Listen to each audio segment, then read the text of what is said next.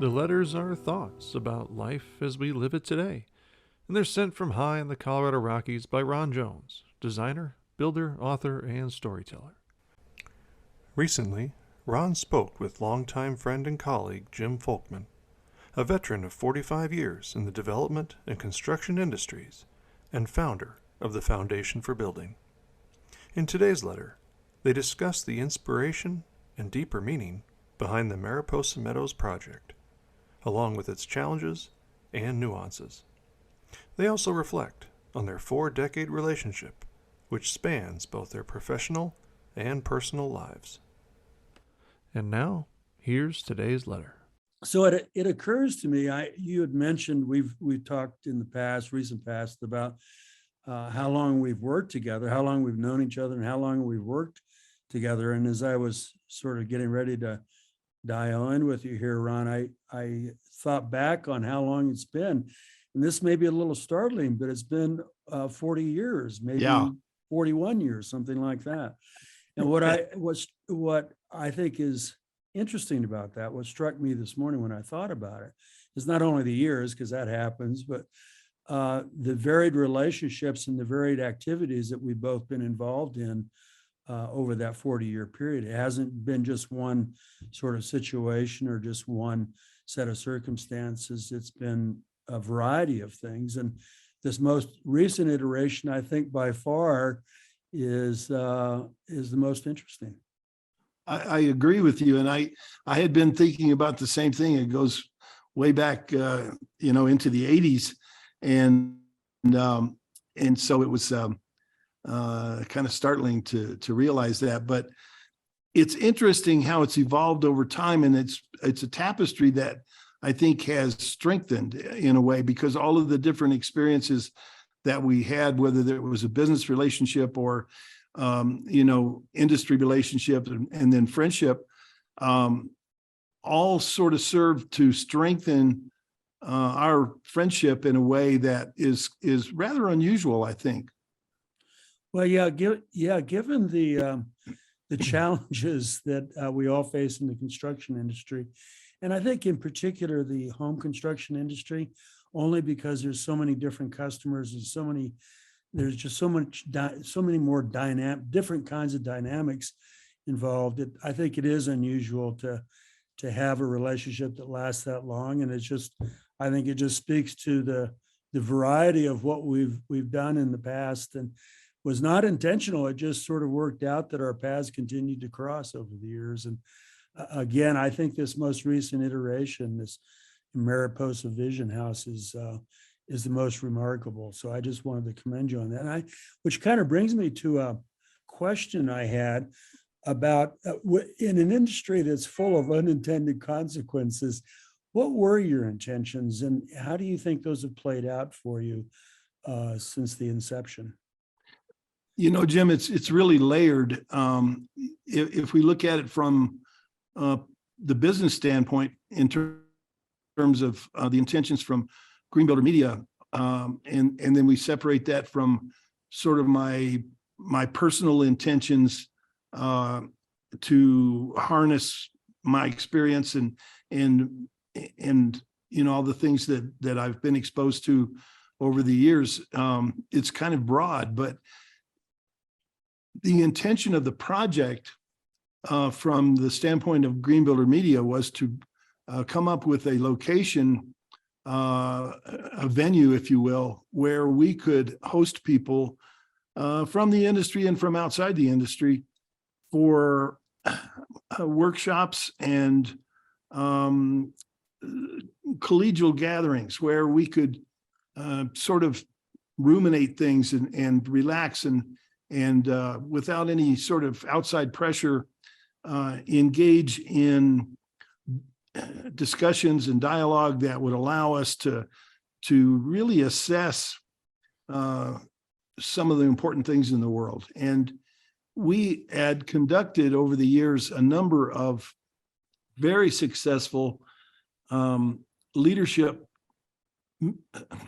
meetings, and generally we held them at places like Sundance in Utah, or the great ranch up northern Colorado, Devil's Thumb, and we would have industry leaders who would come in from various manufacturers or other segments of the industry, and we would expose them to special thinkers from outside the industry. I remember Bill McKibben came in and spoke, one of the most respected minds in sustainability. And we had at one time the chairman of Patagonia who came in and was so inspiring, as well as we had a NASA scientist who came in and talked, and just a variety of different people who would help us to look through a different lens at this industry and sort of what the bigger purpose was. And so we always wanted to have a location where we could host people, and we started looking for the special place back in the 2000s, early in the 2000s. And so we literally scoured the West. We went from the Pacific Northwest over through Idaho and Montana and made our way all the way down. And finally, in southwestern Colorado, we stumbled upon the place that was perfect and checked all the boxes for us. From a builder's perspective, just very personal sort of place, it was an opportunity for me to see if I could really execute something that was unique and difficult in this place, and do it in such a way that it didn't detract from what was already there. I felt like it was a real obligation to understand all the elements that I could, and then try to respect those in to the greatest degree. Well, now I guess that leads me to sort of a follow-up question. Anything that's innovative and new, such as what you're doing at Mariposa, typically evolves. It may start out as one thing, but over a period of time, as you learn new things and discover things and have obstacles that you didn't anticipate possibly, the ultimate goal changes. I'm just curious, were there any changes that you can speak to, major changes in your vision from point A to point B? It's really interesting. I think we were able to see the main focus in the beginning, and that was to harvest the incredible environment there, and the natural attributes, and the peacefulness of it, the stillness, the quality of that place, and so we, I think, have stayed on that North Star, if you will, for the entire project. But what we've had to do is be extremely flexible in terms of our approach, because of the realities of such a remote and difficult site. That has provided a tremendous amount of challenge, but also satisfaction in being able to solve those problems. And it was our intent from the beginning to compromise as little as possible in the quality of the products and systems that we selected for specific purposes. And it was driven by a number of things, but I think that the biggest evolution was in my learning how difficult a remote, high altitude project can actually be, because it just the logistics of it are so incredible. And it's also driven by the fact that in that remote location, the only access road is closed to normal traffic 5 or 6 months a year. Yeah. And so we had to find other ways to be able to access the site and to try to continue to make a certain amount of progress there. Well, and I guess that leads me to the question about, frequently, as you and I have discussed, obstacles, unforeseen obstacles, and difficulties, challenges, can frequently be turned into opportunities. And I'm just kind of curious, was that your experience at Mariposa? Yeah, it really became bigger than this compound of buildings. I recently, in my mind, I articulated the fact that we had accomplished something that was sort of underlying the theme the whole time. And that was, I wanted the compound to be in the right relationship with the aspen forest that it's tucked into. I wanted it to be not just in the trees, but of the trees. And a lot of the aesthetic options that we chose address that very well, but also the siting and the way we address the topography and the orientation and some of the natural elements that made decisions for us, frankly. I like to joke that we have 122 acres and no place to park. And that's really true, because, you're trying to preserve every single tree, which is precious, and you're trying not to destroy any more land space than you absolutely need. And then when you think about the infrastructure for a modern building, and we had to provide underground for electrical and underground for wastewater and underground for our well water, and then every power source. So it became the kind of situation that I was joking with my man Jim, who has worked with me for many years. We were trenching for another line, and I said, "Damn, I've seen that rock 5 times. We've dug that thing up over and over and buried it so many times. It's like an old friend now." And so those are the kinds of challenges that were facing us all the time. But at the same time, there was discovery on the property itself, because the meadows are really the heart and soul of the project, and the source of the name of the project and everything else. But we had an opportunity to work with a division of the USDA, the Natural Resources Conservation Service, through a program that they had that helped us to rebuild and expand our irrigation capabilities. And so we have water rights off the stream that flows through the property. We were able to take that and appropriately distribute that water in a much better way, so that we enhance the quality of the meadows, which had deteriorated some over the decades. And so that's just one example of sort of learning the bigger picture and harnessing new ideas and coming up to speed on processes that we weren't necessarily familiar with. So there was something, it's amazing, because we look forward to going to work every day. And sometimes on the weekend, I'll look for an excuse to go up just because I love being there so much. Well, and the location being what it is, I can fully understand that. I was struck by my first visit there, and I haven't seen it for a little bit of time, as you know, but plan to get up there just as soon as the snows let us. But I was struck the first time by how sensitive you were in your planning and your execution to the surrounding area, and then the meadows themselves, of course, but also the surrounding forest. I'm just curious, did you receive any criticisms or sort of objections to what you were trying to do? And if so, how did you sort of deal with that?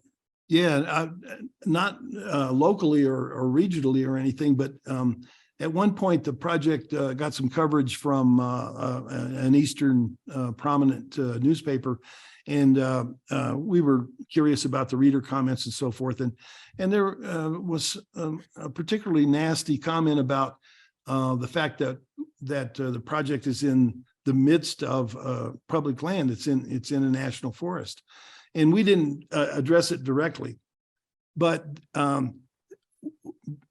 in a way, I felt sorry for him, because it was born of ignorance, and as most criticisms are. And the fact of the matter is that this property was private as a result of execution of the Homestead Act back in the 1800s. And it was when Colorado was a territory. And so the property was homesteaded and eventually met all the criteria, and there was a title issued to the property. And it was several decades later when the National Forest designation of the surrounding forest took place. And so now we have the great fortune of having a grandfathered private holding in the midst of a national forest that's almost 1.7 million acres and adjoined by 3 federal wilderness areas. And so I guess if anybody wants to criticize that, that's okay. But I consider it good fortune, but I also want people to know that we will be the best stewards of that holding that we possibly can. And so if you think of it in terms of our forest clearing to help reduce fire spread, and if you look at it in terms of the irrigation work that I mentioned, plus we've removed a lot of derelict, dangerous, hazard fencing from when it was used for livestock grazing back in the 1800s that presented problems for wildlife and so forth. So we're trying to be good stewards in every way that we can, but we make no apologies for having the very good fortune of being able to secure such a unique piece of property. Yeah, well, and I think an indication of that is the 2 times I've been there, and then the photographs you sent me most recently. Every time I've been there, the 2 times I've been there, and then the photographs that you just recently sent me, there are a lot of moose in the stream on your property, and I've seen not livestock, but wildlife in the meadows. So, I mean, I think that's a proxy for a place that is they feel safe at and hasn't maybe changed in thousands and thousands of years, really. So I think that sensitivity shows itself. It's fun to watch the evolution. We used that word earlier. When we first arrived there, the dominant species there were the beaver, and they were constantly plugging up our irrigation, and we'd go and unplug it, and then overnight they would plug it up again. And this went on for a couple of years. But the beaver naturally on their own accord move, they migrate. And so they've moved to a different part of the creek. And so we don't really fight with them so much anymore, but it's allowed us to focus more on some of the other wildlife that you mentioned. Just being in the proximity and in a place where moose reside is incredible. They're such magnificent animals. And in addition to that, we have elk and mule deer and bear and mountain lion and lots of smaller species. And the bird population is amazing. It's just a treat to walk around. It's about as beautiful as it can be. Yeah, all the photographs I've seen of the moose that you've taken, and then the moose I've seen seem awfully at peace. They look awfully comfortable, sort of lounging in the stream. So I think that probably that's testimony to the fact that you've maintained that kind of atmosphere there, and they feel safe. And I suspect that's true with all the wildlife. They pretty much call the shots. They go where they want to go, and we try to stay out of the way. Especially those pesky beavers. They are persistent and tenacious, if nothing. Oh my else. goodness. Yeah. Listen, let me change the subject just a little bit here. So you and I have talked over the years about a term that, I don't know if you coined this, but it certainly is a very appropriate descriptive term about architectural air. Could you talk a little bit about that, and how was that employed at Mariposa? Yeah. We have to go outside so that we can understand what's inside. And so if you step outside at the compound or anywhere on the property, the sky is just immense. And, we're, I think, about 13 miles from the nearest light bulb. So the night skies are phenomenal. I mean, stunning. Some of the best dark skies in the lower 48. But even in the daytime, the deep density of the blue of the skies and the immensity of the vistas makes the atmosphere, makes the air something that you can't ignore. And so when I was designing the buildings, we had some decisions to make regarding some ceiling heights in particular. And, you know, we could have dropped in ceiling joists and done ceilings that were less expensive and easier to do the finish work on and so forth. But it would have been a tremendous waste, because that architectural air that's on the inside is a reflection of all of that immensity on the outside. And what happens is, if you lie down in the bed and look up at the ceilings in the bedrooms, for example, we get this magical play of light. And it doesn't matter what time of day it is, but because of the light and the shadow and because of the depth, it's something that's very pleasing. And so I coined that phrase. I like to talk about, you know, it probably cost us more in the long run to work on ceilings that were that intricate. In the atrium, for example, the high wall is 26 feet up. And so we're on stacks and stacks of scaffold in there. And that ceiling is clad with beetle kill spruce that came from the surrounding forest. And Jim and I put those in plank by plank. And there were times when on a stack of 4 scaffold units, it'd still be on a ladder up there, nailing these things to the ceiling. But we knew that in the long run, it would be worth it, because when people go into that space, they almost gasp when they realize the height, the elevation. And in a very small way, it's akin to what the architects of the cathedrals intended when they would have these incredible vaults and ceilings that would inspire people. Interesting. Well, so obviously those priorities, or that particular priority, and then related priorities in terms of your values and what you wanted to accomplish, I'm sure informed the design and systems decisions you made.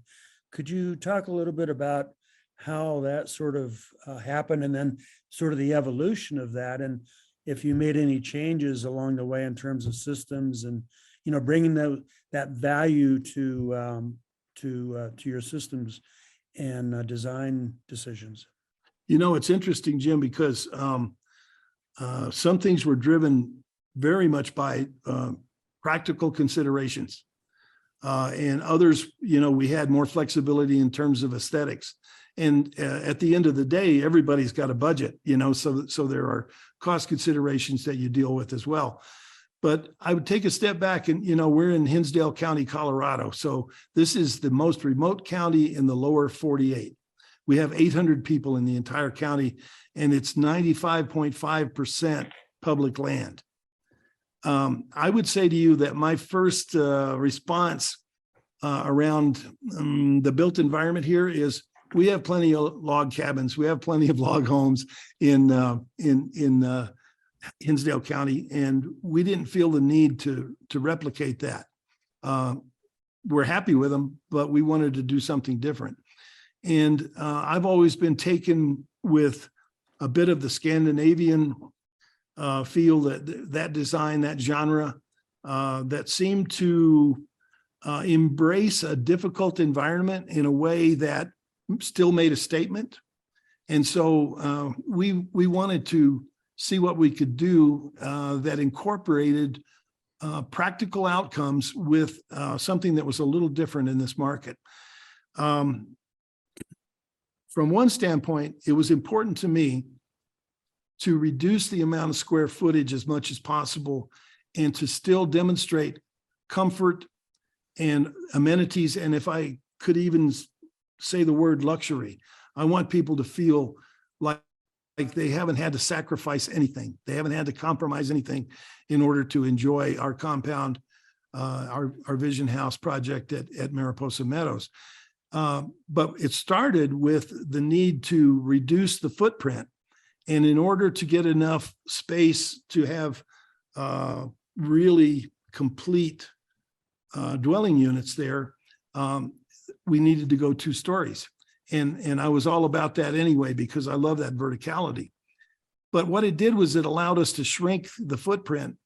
We're slab on grade because we are aficionados of radiant heat. We don't mess around with anything else.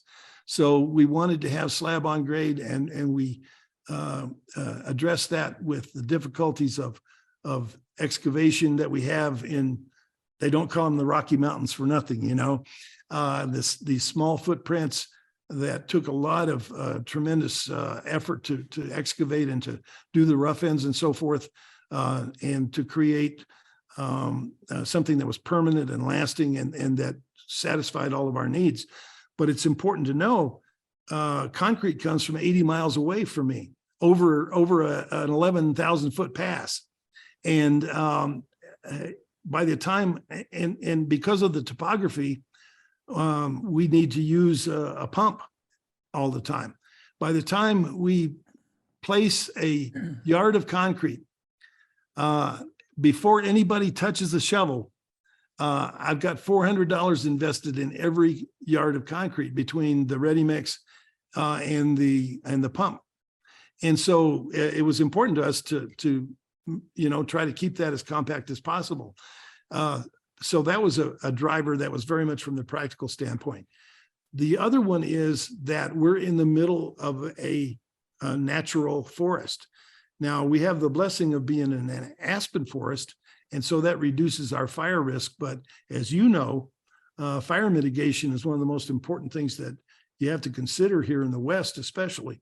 So it was necessary for us to make selections on the products of the building systems and especially the building envelope that addressed that.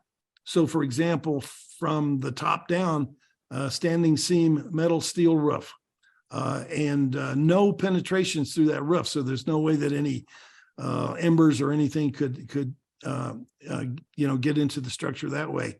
And then we have fiber cement siding and soffits and fascias, and every bit of the exterior is fire resistant. So, and then in addition to that, we used a decorative element in the form of stone cladding for wainscots. But we went beyond that. Our window package, our fenestration, for example, is triple glazed, and it really helps to reduce the spread of fire from the outside to the inside. Most people don't realize that in a situation like this, many times the heat from the outside ends up igniting the furnishings or other items on the inside, and a house will burn down from the inside out.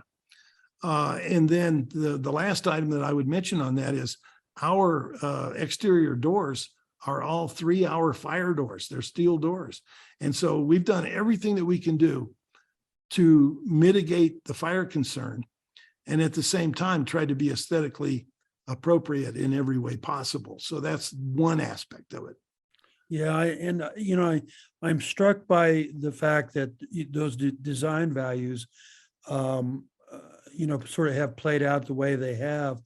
In terms of, so given those design values and the things that you the values you bring to the integrity of Mariposa and the structures there, I know how sensitive you are about liquid propane, and I know that one of the decisions you had to make was how are you going to provide the energy for, since you're off the grid, provide energy for heating and cooling systems, and we're not cooling so much, but heating systems and heating water and that sort of thing. Could you talk a little bit about that decision process and why you decided to go where you did?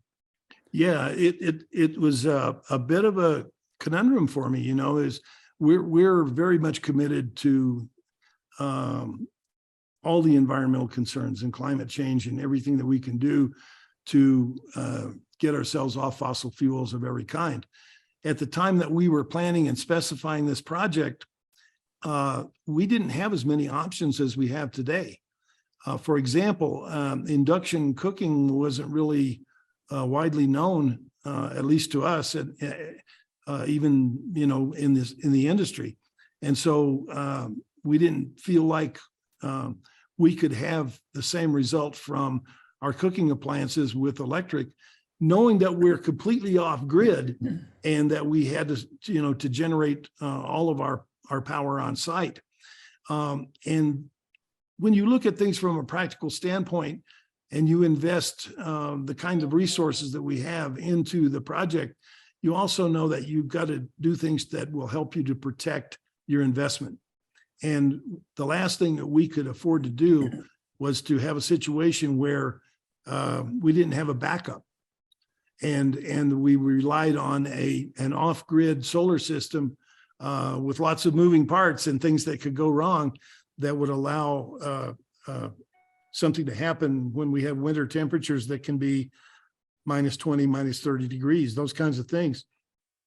So it was a difficult choice for me in a way. And it might, we might look at it a little differently now in some aspects. For example, there's been so much advancement in the performance of electric boilers for the hot water and for the radiant heating and so forth. So we might look at specifying something a little bit differently, but all in all, we look at our footprint and we feel pretty good about the outcome. I think that I'm one of the things that I've always said is that there is no such thing as a perfect greenhouse. There's always a compromise that you have to make. And so for us to have the backup so that our standby generator had a fuel source and some of the other things that we needed to do, I think we made the appropriate decision. Yeah, especially given how common it is to use liquid propane. I mean, it's available, much more available in an area like that, rural area like that, than it is many places. Let me change topic slightly and talk a little bit about the more social aspects of what you're trying to accomplish there. I mean, you've talked about your emphasis and your intentions in regards to verticality, but I think one of the more interesting features, one of the more important features that you and I have talked about is a horizontal surface, and that's the hospitality deck, and how important that is to what you're trying to accomplish at Mariposa. Could you talk a little bit about that and what your intention and what your vision is for that? Yeah, it's kind of it's almost a crown jewel of the building effort. But I'd have to start way down at the forest road below and turn up the driveway. We have a driveway that comes up about 120 feet over a 900-foot span, and it has 2 hairpin turns in it. And when you make that last hairpin turn, all of a sudden the compound unfolds in front of you. The forest has obscured it all the way up, and you don't see it from the road at all. But when you make that last turn, all of a sudden you see these 3 buildings, and they're all different, but they have the same features and the same architectural style, and they have some of the same elements that immediately that they are siblings. They're part of the same group. They were built together and they were intended to be together, even though they're different sizes and they are at different elevations. But the unifying factor is really the hospitality deck, which is at the far end of that vista as you come in, and you're immediately drawn visually to that deck. And to me, there's something implied there that says, this is the place for everybody. This is where this is intended for people to gather and to be together and to socialize and to be able to communicate and just breathe and to enjoy all of the things that we're trying to deal with there. it was important to me. We didn't remove all the trees at once. We took the trees only as necessary to create room for this 1,400 square foot hospitality deck. And it's literally in the tree canopy because of the topography and the way that the land slopes away from the front of it. So you can be out there on that deck and you're midway up these tall aspen trees and you're eye to eye with the birds and the beautiful foliage. So the whole idea behind the deck is to create a common space where people can get together regardless of where they happen to be staying in the compound, and that it's open to everybody. And so it's I think going to be the most used space in the entire compound.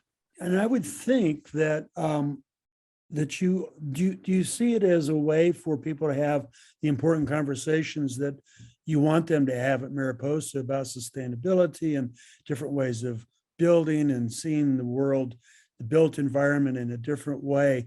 It would seem to me that it would lend itself perfectly to those sorts of conversations at the end of a day and at the end of the various experiences that people have had.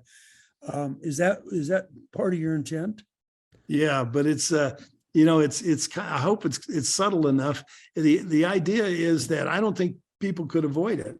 I don't think people could avoid recognizing the orientation of the buildings and the orientation of the deck to the views, the vistas and the forest, and how we embrace the trees. And it, I don't know, it feels like they've welcomed us there, Jim. And so I want people to use that. What that is a fulcrum. It's a leverage point to have discussions that go beyond that into even more difficult sort of areas, whether they're social or political or whatever they happen to be, and to set the stage.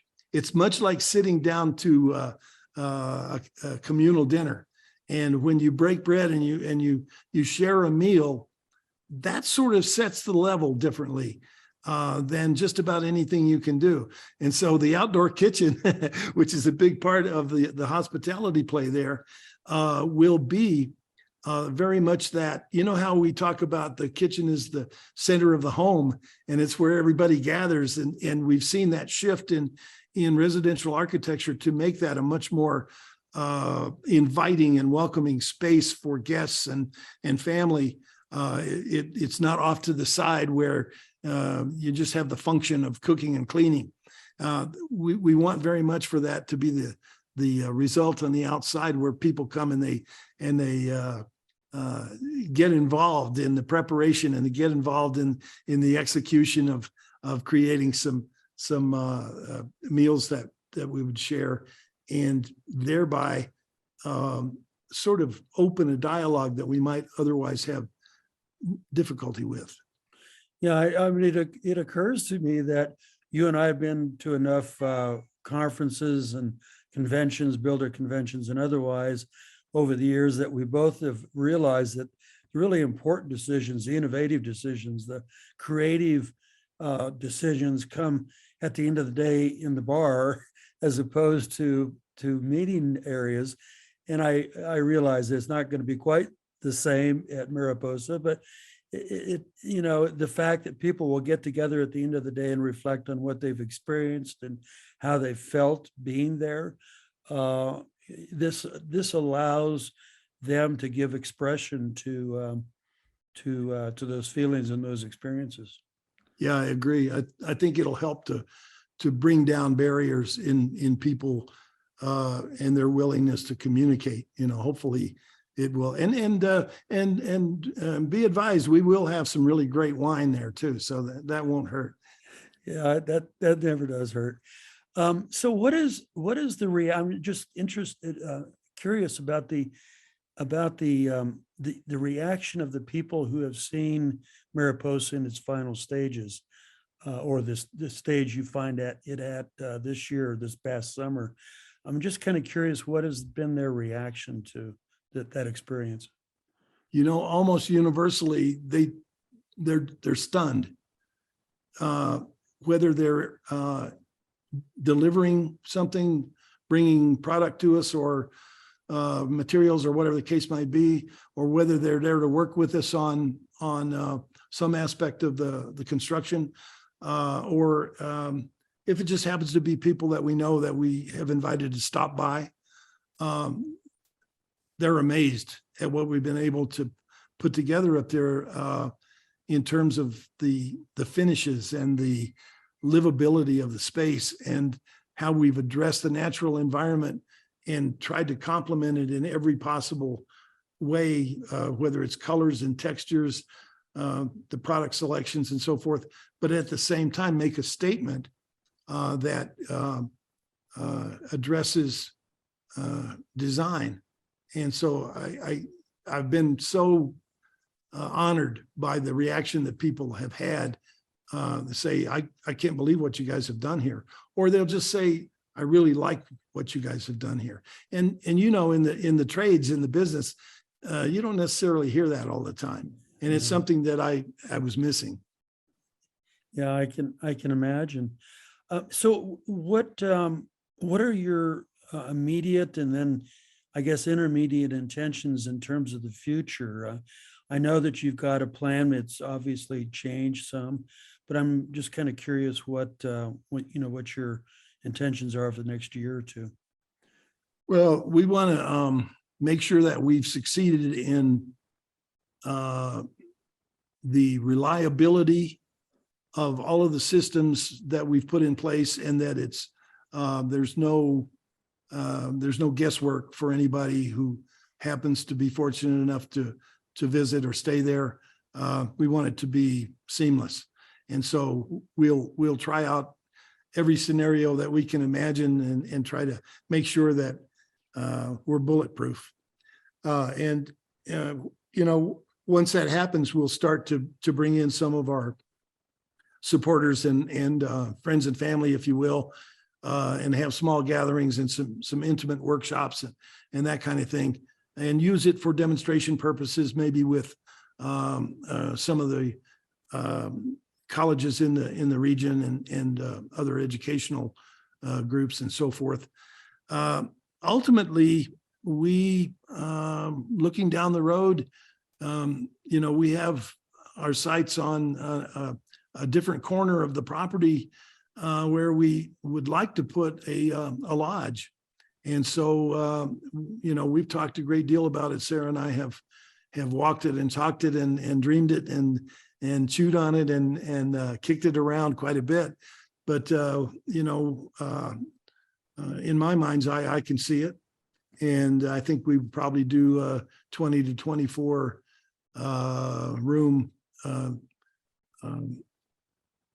compound there with full food service and that kind of thing, so that we could harvest larger groups and have corporate retreats and that sort of thing that would expand beyond our current capability.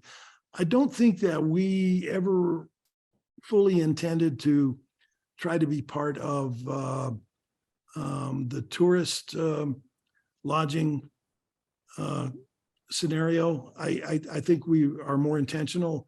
We'd like to keep it with people that have a purpose, and whether that's birders or night sky people or folks in the industry, whatever the case might be, to be able to bring people in who have a common purpose and who want to think about things and want to perhaps come up with ideas and even possibly solutions to some of the concerns that we have in the world. That would be our largest dream. Yeah, and I can certainly see where Mariposa would lend itself to that perfectly. I mean, given the environment and just how one feels when they're there, at least how I felt every time I've been there. It's just for a lot of reasons that may not be able to, I may not be able to articulate. it feels like a place one should be, and it makes you a bit contemplative, which I think is a very good thing. Maybe a closing question. What would you do? And this is sort of the classic question. What would you do differently given what you know today? I would have gotten there sooner. It's interesting, Jim. I built my last project for a client in 2005. And so, and that culminated more than 2 decades of custom building for a variety of clients. And then I went into seclusion. I actually escaped to the Pacific Northwest and hid out on a couple of islands there for 8 years. And we began the search for our ideal location back in the Rockies, but we were still taking advantage of that buffer, that separation. I wanted to be someplace where nobody knew my name, and that worked out perfectly. But I think that I began to know that I needed to get a hammer in my hands again. I mean, it's like my right arm would itch all the way down to my fingers, and I felt the need to build something. And so it was important for me to embrace this project. I think what I would do differently is not really anything to do with the design or the product selection. It had to do with understanding that I was no longer a prominent builder in the market. Nobody knew me here, and I didn't have any history with anybody. And it was difficult to line up help and to sift through. It was like starting over completely and sifting through the available human resources in order to get the help that we needed at the times when we needed it. And so it was humbling. I was no longer, one of the known high-end builders in the market like I had been. All of a sudden, I'm just Joe homeowner, and I don't represent any value beyond that. And so we had to reestablish ourselves through our ethic and through our participation. And that probably could have been more streamlined and seamless if I had thought through it better in the beginning. We had some fits and starts, as they say, because we weren't really used to the culture. We're on mountain time here. And what that means is that there are a lot of skilled people that we can call on in the wider market, but they pretty much call their own shots. They work when they want to, they ski when they want to, they hunt when they want to, they fish when they want to. And so you have to learn to massage that a little bit, especially when you can only get to the site 6 or 7 months a year. Well, I mean, and I can only imagine, not having done it, I can only imagine the challenges. I mean, it's construction industry, of course, is always a challenge, but you were faced with some particularly interesting and difficult challenges that required innovation and a new way of thinking, a new way of doing things. And I have to say that I think you've pulled it off, my friend. Thank you, Jim. That means a lot. I can't wait for the day when we can get out there on that deck and maybe take down a nice Pinot Noir under those stars. Nor can I. I'll be there. I'm looking forward to it. Thank you so much for talking with me today, and we'll look forward to future conversations too. Yeah, it's always a pleasure. Mine too. Take care, Jim. Adios. Be on the lookout for the delivery of more letters from the high country. For now, we leave you with the acoustical sounds of the great Eddie Cleveland and his track, A Mood to Friends Far Away.